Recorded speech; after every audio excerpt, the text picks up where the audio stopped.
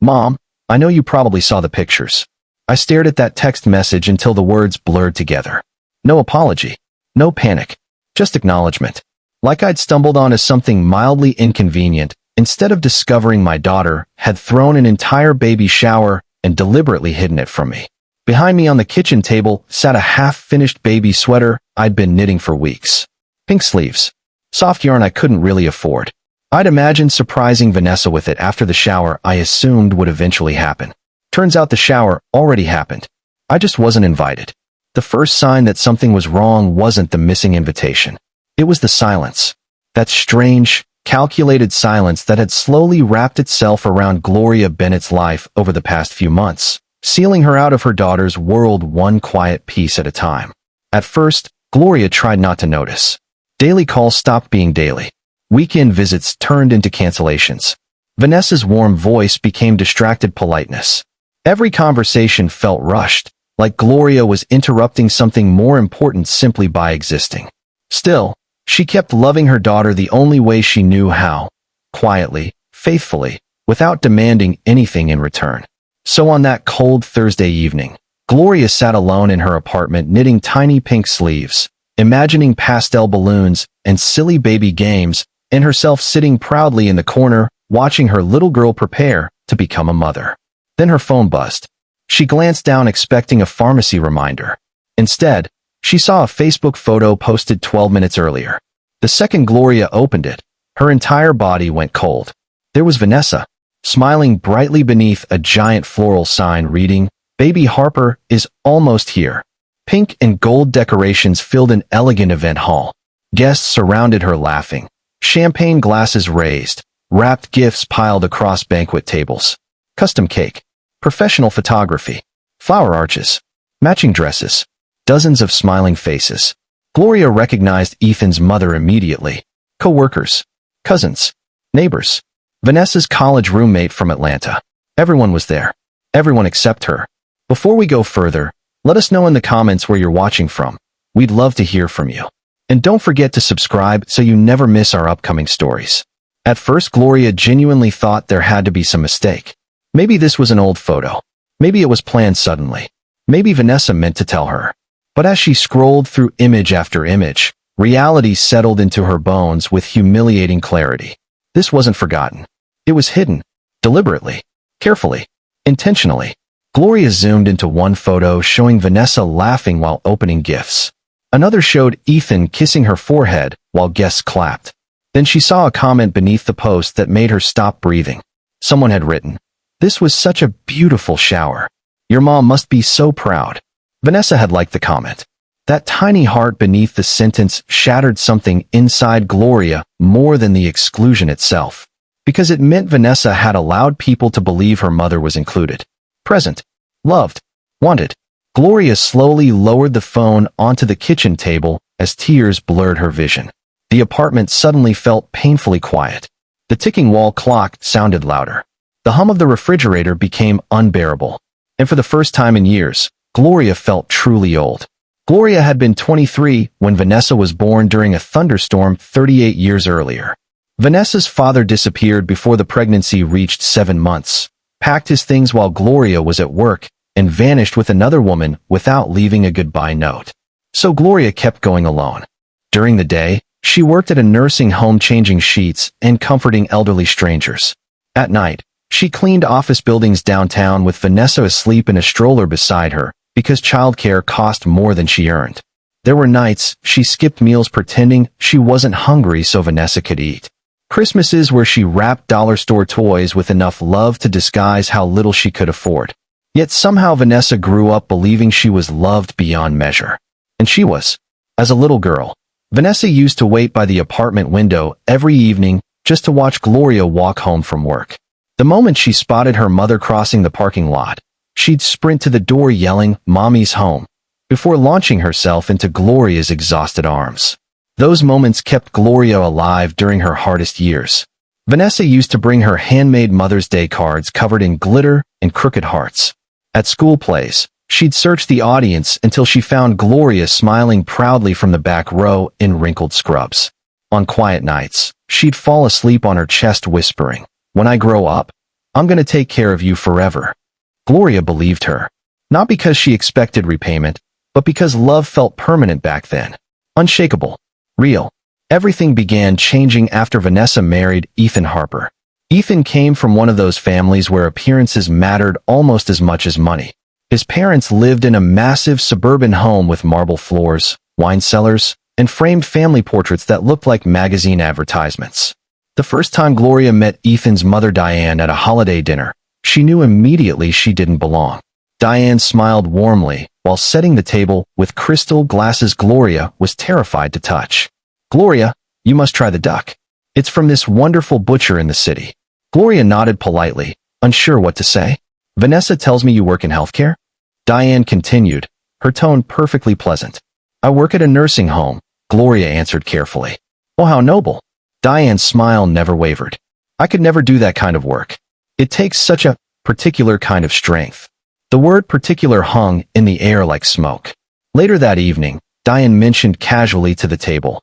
Vanessa turned out so wonderfully. I always admire people who succeed despite difficult beginnings. Vanessa laughed nervously and changed the subject. Gloria said nothing. She spent the rest of the evening worrying about pronouncing words incorrectly, worrying her clothes looked cheap, worrying her laugh sounded too loud. And slowly, Vanessa began changing too. It happened in small ways at first. Correcting Gloria's grammar during dinner, asking her not to tell certain stories around Ethan's friends, suggesting different clothes for family events. Gloria ignored the sting each time because mothers convince themselves discomfort is temporary. But over the years, the distance grew sharper. Vanessa stopped sounding proud of where she came from. She started sounding apologetic about it. And the older Gloria became, the more she sensed her daughter slowly pushing her into the background of her new polished life. Gloria stared at Vanessa's text message for several seconds before opening it, part of her still hoping there would be an explanation capable of undoing the pain crushing her chest. Instead, the first line immediately made her stomach sink. Mom, I know you probably saw the pictures. No apology. No warmth. No panic. Just acknowledgement. Vanessa explained that the shower had been stressful to organize and she didn't want extra emotional tension that day. Then came the sentence Gloria would replay in her head for months afterward. Ethan's family already thinks things can get awkward sometimes, and I just needed a peaceful environment. Gloria reread those words repeatedly, trying to understand what exactly made her presence so unbearable. She had never yelled at anyone, never caused scenes, never asked Ethan or Vanessa for money. She usually stayed quiet during gatherings because she already sensed she wasn't fully welcomed. But the final sentence cut deepest of all. I hope you understand this isn't personal. I just can't carry extra emotional weight right now. Extra emotional weight. Gloria lowered the phone slowly as tears rolled silently down her face. Her own daughter had reduced her existence to a burden, a problem to manage. Something heavy, something embarrassing, something inconvenient. That night Gloria barely slept. She lay awake staring at water stains on the ceiling while memories kept attacking her from every direction. Carrying Vanessa through snowstorms because buses stopped running. Pawning jewelry to buy school supplies. Skipping medical appointments because Vanessa needed braces more than Gloria needed treatment for her worsening back pain. And somehow none of it mattered anymore. By morning, something inside Gloria had changed. Not dramatically, quietly, painfully. She stopped trying. For the first time in her life, she allowed herself to step back from someone she loved. She muted the family group chat. Stopped texting first. Stopped asking about nursery decorations or doctor appointments. She packed the baby gifts she'd been secretly buying into a cardboard box and slid it deep into the closet. Tiny socks, blankets, the hand-knitted sweater, a children's Bible with "To My Granddaughter" written carefully inside. Then Gloria returned to work pretending everything was fine, because survival had trained her to keep functioning even while emotionally destroyed. Weeks passed. Vanessa noticed the silence eventually, though at first she interpreted it as relief. No constant check-ins. No emotional conversations. No guilt. She focused on preparing for motherhood instead, decorating the nursery, posting pregnancy photos, attending brunches with friends. But something about the silence slowly began unsettling her. One evening Ethan casually asked, "Have you heard from your mom lately?" Vanessa shrugged, pretending not to care. "Not really." Ethan hesitated. Maybe that's for the best right now. Yet even he sounded uncertain. Because deep down, they both knew Gloria hadn't disappeared out of anger. She disappeared because she was hurt. Then one rainy Tuesday afternoon, Vanessa's phone rang while she was shopping for baby clothes. The number belonged to Mercy General Hospital. A nurse explained that Gloria had collapsed at work after experiencing chest pains and exhaustion. Vanessa felt her entire body go numb. She dropped the tiny baby shoes she'd been holding and rushed out of the store, shaking uncontrollably. By the time Vanessa reached the hospital, fear had completely swallowed her defensiveness. When she finally entered Gloria's room, she froze in the doorway. Her mother looked smaller than she remembered. Frilier. The oxygen tube beneath her nose made her seem painfully human instead of invincible. Vanessa suddenly noticed details she'd ignored for years. The wrinkles deepening around Gloria's eyes. The swollen fingers shaped by decades of labor. The exhaustion resting permanently in her posture. This woman had spent her entire life carrying other people, and Vanessa had called her emotional weight. Gloria opened her eyes slowly and smiled weakly the moment she saw her daughter. That smile nearly broke Vanessa completely because it carried no bitterness, just tired love. Vanessa sat beside the bed fighting tears. Why didn't you tell me you weren't feeling well? Gloria gave a small shrug. You were busy. Those 3 words hit Vanessa harder than shouting ever could. Silence filled the room before Vanessa whispered, Mom, I didn't mean what I said. Gloria looked out the hospital window for several seconds before answering softly. You didn't invite me because I embarrassed you. Vanessa immediately burst into tears. No, Mom. Yes, Gloria interrupted gently. You did. The honesty in her voice was unbearable because it carried no anger, just truth. Then Gloria said something Vanessa would never forget for the rest of her life. I spent years trying to make sure you never felt ashamed of where you came from. I just didn't realize someday that place would become me. Vanessa cried harder than she had in years. After Gloria returned home from the hospital, Vanessa couldn't stop thinking about her. For the first time in years, the polished life she'd worked so hard to maintain began feeling strangely hollow. She started noticing things she once ignored. The way Ethan's family subtly mocked people beneath their social class. The way she laughed nervously whenever someone made jokes about poor neighborhoods. The way she instinctively corrected her mother's speech in public. Shame followed her everywhere now. But the deepest realization arrived weeks later during labor. After 16 brutal hours of pain, exhaustion, fear, and helplessness, Vanessa finally held her newborn daughter against her chest for the first time. And in that moment, something inside her cracked open completely. Looking down at that tiny, fragile face, Vanessa suddenly understood motherhood in a way she never had before. She understood sleepless nights, fear, sacrifice, the unbearable instinct to protect someone no matter the cost. Tears streamed down her cheeks as she realized her mother had carried that exact love alone for decades. Alone. Without money. Without support. Without rest. And Vanessa had repaid that devotion by excluding her from one of the most important moments of her life. 3 days after leaving the hospital with the baby, Vanessa drove straight to Gloria's apartment. The entire ride there, her hands shook against the steering wheel. She'd rehearsed apologies endlessly, but none of them felt big enough to undo the damage. When Gloria finally opened the door, she froze at the sight before her. Vanessa stood there crying while holding the newborn wrapped in a soft pink blanket. For several seconds, neither woman spoke. Then Vanessa whispered brokenly, I'm sorry, Mom. Gloria's eyes filled immediately as she looked down at the baby. Vanessa stepped forward and gently placed the infant into her mother's arms. The second Gloria held her granddaughter, she began sobbing uncontrollably. Years of pain, loneliness, sacrifice, humiliation, and love seemed to pour out of her all at once. Vanessa collapsed beside her, crying just as hard. For nearly an hour they sat together in that tiny apartment while the baby slept peacefully between them. Generational pain filled the room alongside forgiveness and regret. But something had changed between them that couldn't be repaired with a single moment of tears. Over the following months, Gloria babysat when Vanessa called. She cooked meals during stressful weeks.